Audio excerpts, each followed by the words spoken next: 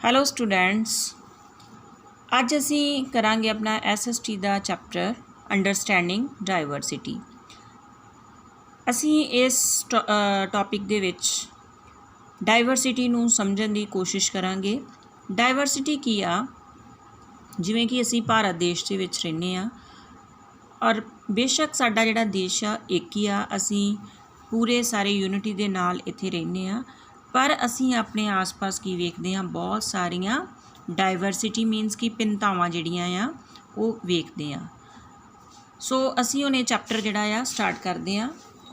Look around you in the classroom, do you C anyone who looks exactly like you do? ਤੁਸੀਂ ਆਪਣੇ ਆਸ-ਪਾਸ ਜਦੋਂ classroom ਦੇ ਵਿੱਚ ਵੇਖੋਗੇ ਜਾਂ ਵੇਖਦੇ ਹੋ ਤੇ ਕਦੀ ਵੀ ਤੁਹਾਨੂੰ ਲੱਗਾ ਆ ਕਿ ਕੋਈ ਐਗਜ਼ੈਕਟਲੀ ਜਿਹੜਾ ਇਨਸਾਨ ਜਾਂ ਕੋਈ ਬੱਚਾ ਉਹ ਸੇਮ ਤੁਹਾਡੇ ਵਰਗਾ ਹੋਵੇ? In this chapter you will learn that people are different from each other in many ways. ਇਸ ਚੈਪਟਰ ਦੇ ਵਿੱਚ ਤੁਸੀਂ ਕੀ ਸਿੱਖੋਗੇ, ਕੀ ਲਰਨ ਕਰੋਗੇ ਕਿ ਪੀਪਲ ਜਿਹੜੇ ਆ ਉਹ ਡਿਫਰੈਂਟ ਹੁੰਦੇ ਆ ਇੱਕ ਦੂਸਰੇ ਤੋਂ ਬਹੁਤ ਸਾਰੇ ਤਰੀਕਿਆਂ ਦੇ ਨਾਲ। ਕੋਈ ਵੀ ਇਨਸਾਨ ਜਿਹੜਾ ਆ ਸੇਮ ਨਹੀਂ ਹੁੰਦਾ। not only do they look different but they might also belong to different regional, cultural or religious backgrounds. ਸੋ ਉਹ ਇੱਕ ਦੂਸਰੇ ਵਰਗੇ ਦਿਖਦੇ ਤਾਂ ਨਹੀਂ ਆ, ਅਲੱਗ-ਅਲੱਗ ਸਾਰਿਆਂ ਦੀ ਸ਼ਕਲ ਸੂਰਤ ਜਿਹੜੀ ਹੁੰਦੀ ਆ, ਪਰ ਇਸ ਤੋਂ ਇਲਾਵਾ ਜਿਹੜੇ ਆ ਉਹਨਾਂ ਦੇ ਖੇਤਰ, ਉਹਨਾਂ ਦੇ ਕਲਚਰ, ਉਹਨਾਂ ਦੇ ਧਾਰਮਿਕ ਜਿਹੜੀ ਬੈਕਗਰਾਊਂਡ ਆ, ਕੋਈ ਸਿੱਖ ਆ, ਕੋਈ ਮੁਸਲਮਾਨ ਆ, ਕੋਈ ਈਸਾਈ ਆ, ਸਾਰੇ ਵੱਖੋ ਵੱਖਰੇ ਧਰਮਾਂ ਨੂੰ ਬਿਲੋਂਗ ਕਰਦੇ ਆ। ਸੋ ਉਹਨਾਂ ਚੀਜ਼ਾਂ ਨੂੰ ਵੀ ਜੇ ਵੇਖੀਏ ਤੇ ਸਾਰੇ ਜਿਹੜੇ ਡਿਫਰੈਂਟ ਜਿਹੜੇ ਹੁੰਦੇ ਆ। These differences enrich our lives in many ways and also make them more fun. ਇਹ ਜਿਹੜੇ ਡਿਫਰੈਂਸਿਸ ਆ ਇਹਦੇ ਨਾਲ ਜਿਹੜੀ ਸਾਡੀ ਜ਼ਿੰਦਗੀ ਉਹ ਬਹੁਤ ਸਾਰੇ ਤਰੀਕਿਆਂ ਦੇ ਨਾਲ ਜਿਹੜੀ ਆ ਬੜੀ ਫਨ ਵਾਲੀ, ਬੜੀ ਇੰਟਰਸਟਿੰਗ ਜਿਹੜੀ ਆ ਉਹ ਬਣ ਜਾਂਦੀ ਆ। All these different people who come from all kinds of backgrounds and belong to all kinds of religion and cultures help to make India so interesting and so diverse.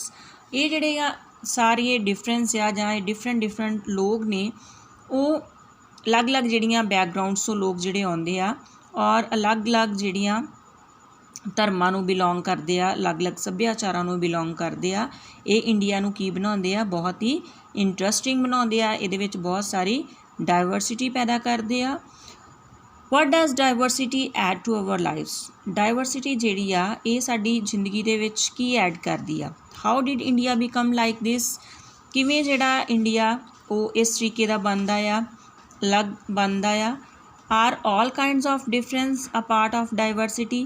ਕਿ ਜਿਹੜੇ ਅਲੱਗ-ਅਲੱਗ ਸਾਰੇ ਭੇਦਭਾਵ ਆ ਜਾਂ ਕਿਸੇ ਦੀ ਸ਼ਕਲ ਅਲੱਗ ਆ ਜਾਂ ਕਿਸੇ ਦਾ ਧਰਮ ਅਲੱਗ ਆ, ਇਹ ਸਾਰੀਆਂ ਚੀਜ਼ਾਂ ਕੀ ਇਹ ਵੀ ਡਾਇਵਰਸਿਟੀ ਦਾ ਹੀ ਪਾਰਟ ਆ? Can diversity also be a part of unity? ਕਿ ਡਾਇਵਰਸਿਟੀ ਜਿਹੜੀ ਆ ਇਹ ਯੂਨਿਟੀ ਦਾ ਹੀ ਇੱਕ ਪਾਰਟ ਆ? Read this chapter to find some answers. ਇਹ ਸਾਰੇ ਸਵਾਲਾਂ ਦੇ ਜਵਾਬ ਜਾਣਨ ਵਾਸਤੇ ਅਸੀਂ ਇਹ ਚੈਪਟਰ ਜਿਹੜਾ ਆ ਰੀਡ ਕਰਾਂਗੇ। ਇਹ ਤੁਹਾਨੂੰ ਪਿਕਚਰ ਜਿਹੜੀ ਦਿਖਾਈ ਦੇ ਰਹੀ ਆ ਇਹ ਕੀ ਆ? 3 ਤੁਹਾਨੂੰ ਡਰਾਇੰਗਸ ਜਿਹੜੀਆਂ ਬਣੀਆਂ ਹੋਈਆਂ ਪਿਕਚਰ ਦੇ ਵਿੱਚ ਦਿਖਾਈ ਦੇ ਰਹੀਆਂ ਨੇ। ਇਹਦੇ ਵਿੱਚ 3 children around you A's have drawn the figures above. 3 ਜਿਹੜੀਆਂ ਇਹ ਪਿਕਚਰ ਜਿਹੜੀਆਂ ਦਿਖਾਈ ਦੇ ਰਹੀਆਂ ਤੁਹਾਡੇ ਵਰਗੇ ਏਜ ਗਰੁੱਪ ਦੇ ਬੱਚਿਆਂ ਨੇ ਜਿਹੜੀਆਂ ਆ, 3 ਬੱਚਿਆਂ ਨੇ ਇਹ ਡਰਾਇੰਗ ਜਿਹੜੀ ਆ ਬਣਾਈ ਆ।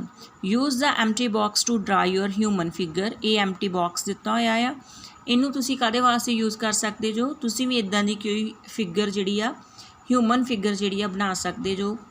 ਕਿਸੇ ਵੀ ਹਿਊਮਨ ਦੀ ਪਿਕਚਰ ਇਹਦੇ ਵਿੱਚ ਡਰਾਇੰਗ ਜਿਹੜੀ ਹੈ ਤੁਸੀਂ ਕਰ ਸਕਦੇ ਹੋ।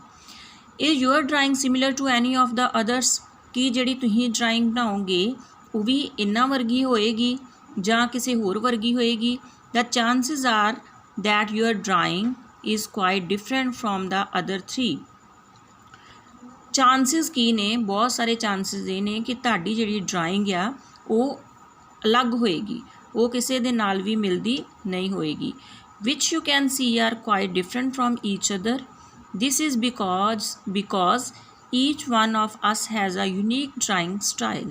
ਇਹ ਜਿਹੜਾ ਵੀ ਤੁਸੀਂ ਜਿਵੇਂ ਵੇਖ ਰਹੇ ਜੋ ਇਹ ਇੱਕ ਦੂਸਰੇ ਤੋਂ ਅਲੱਗ ਆ, ਇਸੇ ਨਾਲ ਤੁਹਾਡੀ ਡਰਾਇੰਗ ਵੀ ਜਿਹੜੀ ਤੁਸੀਂ ਬਣਾਓਗੇ ਉਹ ਵੀ ਅਲੱਗ ਬਣੂਗੀ। ਇਹ ਕਿਉਂ ਸਾਰਾ ਕੁਛ ਆ? ਕਿਉਂਕਿ ਹਰ ਇੱਕ ਦਾ ਜਿਹੜਾ ਆ ਡਰਾਇੰਗ ਕਰਨ ਦਾ ਅਲੱਗ-ਅਲੱਗ ਤਰੀਕਾ ਹੁੰਦਾ, ਹਰ ਇੱਕ ਦਾ ਯੂਨੀਕ ਸਟਾਈਲ ਹੁੰਦਾ ਆ। We not only don't look exactly like each other, but also differ in terms of the languages we speak, our cultural backgrounds, the religious rituals we observe, and of course the way we draw. ਅਸੀਂ ਜਿਹੜੇ ਆ ਇੱਕ ਦੂਸਰੇ ਵਰਗੇ ਦਿਖਾਈ ਤਾਂ ਨਹੀਂ ਦਿੰਦੇ, ਉਹਦੇ ਵਿੱਚ ਵੀ ਸਾਡੀ ਸ਼ਕਲ ਸੂਰਤਾਂ ਦੇ ਵਿੱਚ ਬਹੁਤ ਜ਼ਿਆਦਾ ਜਿਹੜਾ ਡਿਫਰੈਂਸ ਜਿਹੜਾ ਹੁੰਦਾ ਹੈ। ਕੋਈ ਵੀ ਜਿਹੜਾ ਇਨਸਾਨ ਐਗਜ਼ੈਕਟਲੀ ਜਿਹੜਾ ਆ ਉਹ ਇੱਕ ਦੂਸਰੇ ਵਰਗਾ ਨਹੀਂ ਹੁੰਦਾ। ਹਰੇਕ ਜਿਹੜਾ ਆ ਉਹਦੀ ਸ਼ਕਲ ਸੂਰਤ ਜਿਹੜੀ ਅਲੱਗ-ਅਲੱਗ ਹੁੰਦੀ ਆ। ਪਰ ਇਸ ਤੋਂ ਇਲਾਵਾ ਵੀ ਜਿਹੜੀਆਂ ਸਾਡੀਆਂ ਲੈਂਗੁਏਜਸ ਆ ਉਹ ਵੀ ਅਲੱਗ-ਅਲੱਗ ਨੇ, ਜੋ ਵੀ ਅਸੀਂ ਬੋਲਦੇ ਹਾਂ, ਔਰ ਬੋਲਣ ਦਾ ਸਟਾਈਲ ਵੀ ਜਿਹੜਾ ਆ ਸਾਰਿਆਂ ਦਾ ਅਲੱਗ-ਅਲੱਗ ਹੁੰਦਾ ਆ। ਬੇਸ਼ੱਕ ਅਸੀਂ ਪੰਜਾਬੀ ਬੋਲਦੇ ਹਾਂ, ਇੰਗਲਿਸ਼ ਬੋਲਦੇ ਹਾਂ, ਹਿੰਦੀ ਬੋਲਦੇ ਹਾਂ, ਔਰ ਉਹ ਵੀ ਹਰੇਕ ਦਾ ਜਿਹੜਾ ਸਟਾਈਲ ਆ ਉਹ ਬੋਲਣ ਦਾ ਵੱਖਰਾ ਹੁੰਦਾ ਆ। ਸਾਡੀ ਜਿਹੜਾ ਸੱਭਿਆਚਾਰ, ਜਿਹੜੀ ਸਾਡੀ ਬੈਕਗਰਾਊਂਡ ਆ, ਉਹਦੇ ਵਿੱਚ ਵੀ ਡਿਫਰੈਂਸ ਹੁੰਦੇ ਆ। ਸਾਡਾ ਜਿਹੜਾ ਧਰਮ ਆ, ਸਾਡੇ ਰੀਤੀ ਰਿਵਾਜ ਆ, ਜੋ ਵੀ ਅਸੀਂ ਅਬਜ਼ਰਵ ਕਰਦੇ ਹਾਂ, ਉਹਨਾਂ ਦੇ ਵਿੱਚ ਵੀ ਜਿਹੜਾ ਕਾਫੀ ਡਿਫਰੈਂਸ ਜਿਹੜਾ ਹੁੰਦਾ ਆ।